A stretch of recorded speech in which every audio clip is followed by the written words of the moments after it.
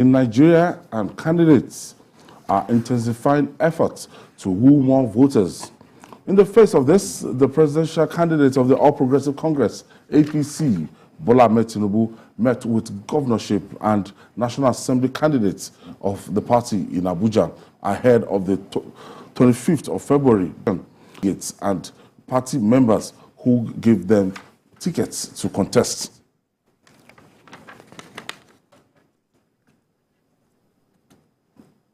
Now, as we are counting down towards this election, GKB,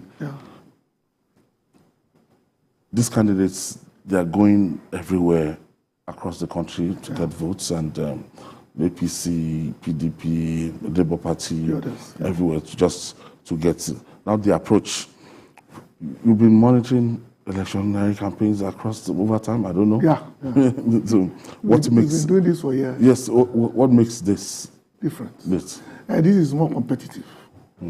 So that, of course, drives the need to be extra committed. Because normally there are areas in Nigeria before now that candidates can ignore. And it's not particular to Nigeria, even in the US. Candidates that will not go to certain states because they see it as a waste of time. But in this electoral circle, it appears that every vote will count. So people are going out of their way to ensure that no votes are left behind. To paraphrase from Hillary Clinton. So based on that reality, the major candidates are going all out to ensure that they do not assume that there's a no-go area. Every vote, every state counts. Because at the end of the day, you must get 24 states. And 2/3 of 24 states, 24 states. So this, of course, gives you the room to maneuver. Because 4 years ago, 8 years ago, it may look competitive. But right now, it is competitive. Because nobody is sure which areas you are strong or weak. Because there has been a mixture that comes into play, as we are saying. So what Bola Ahmed Tinubu is saying is very clear and very germane. One, our system says that candidates are selected by the, what do you call them? Party. So because they were selected by the people at conventions, your job is not to disappoint those who took their own responsibility seriously by giving you the tickets. How do you do this? It's to ensure that you don't go back in case you win and start telling stories when you told them before coming out that these are things you are going to do.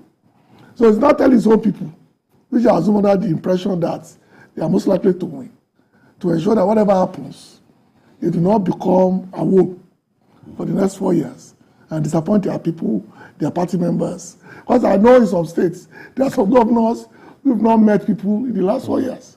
People have not seen their governors physically. Because of sufficient disinterest in governance. So it's very right. Bolaji, we have more than two, before now, it used to be just choose between two major political parties. Right now, the options are wider. We have three we have Labour Party, we have NNPP. In fact, 4 major parties as it is. There are 4 parties that are realistically capable. Yes, capable, yes. Yes, and that's why it's extremely competitive, because all the candidates are very capable, all the 4 candidates.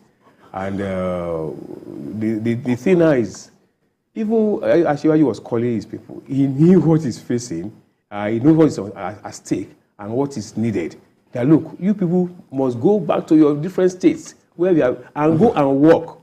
Go and work, because if you don't, because all the votes count, all the votes really count. And if you are a member of House of Assembly, you are contesting for House of Assembly, if you work in your community and you go over there and you won that election, you are a member of the House of contesting for House of Representatives, you win, it is going to collect into a kind of or something for the presidential candidate. Okay. What is directly talking about? Let me quickly take this.